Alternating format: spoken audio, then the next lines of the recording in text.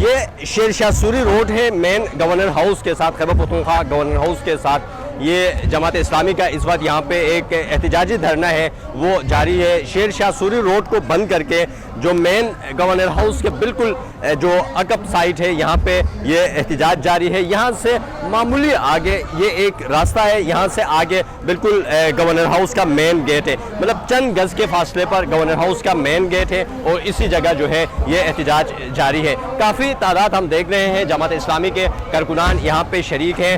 Petroleum مصنوعات کی قیمتوں، بجلی کے بلز جو ہیں اس میں اضافے اور ساتھ میں بڑھتی ہوئی مہنگائی ہے، اس کے خلاف یہ احتجاج ہو رہا ہے، دھرنا ہو رہا ہے۔ یہاں پہ 3 روزہ دھرنے کا اعلان کیا ہے جماعت اسلامی نے اسی جگہ پہ، جو تقریباً اسی ٹائم شروع ہوگا اور رات دیر تک یہاں پہ یہ دھرنا یہ لوگ جاری رکھیں گے۔ مرکزی جو قائدین ہیں وہ آج سے ان کی آمد ہے اور وہ اس دھرنے کے شرکاء سے خطاب کریں گے۔ ابھی تک جو ان کے قائدین نے خطاب کیا ہے، انہوں نے نگران حکومت جو گزشتہ حکومت ہے دونوں کو شدید تنقید کا نشانہ بنایا۔ ان کا موقف یہی ہے کہ حکمرانوں کے پاس پلان نہیں ہے، عوام کا خیال نہیں ہے، تو اسی وجہ سے مہنگائی جو ہے آسمان پہ پہنچی ہوئی ہے، ہر چیز مہنگی ہو رہی ہے۔ اب پیٹرولیم مصنوعات کی قیمتوں کے بعد جو ہے یہاں پہ ایک غریب جو طبقہ ہے اس کا جینا جو ہے وہ محال ہو گیا ہے۔ روڈ بند ہونے کی وجہ سے پورے پشاور میں ٹریفک جام ہے، ٹریفک کا نظام درہم برہم ہے، چونکہ یہ مصروف ترین روڈ ہے، سڑک ہے شیر شاہ سوری روڈ، جو مین جو حساس کینٹ ایریا ہے، یہاں پہ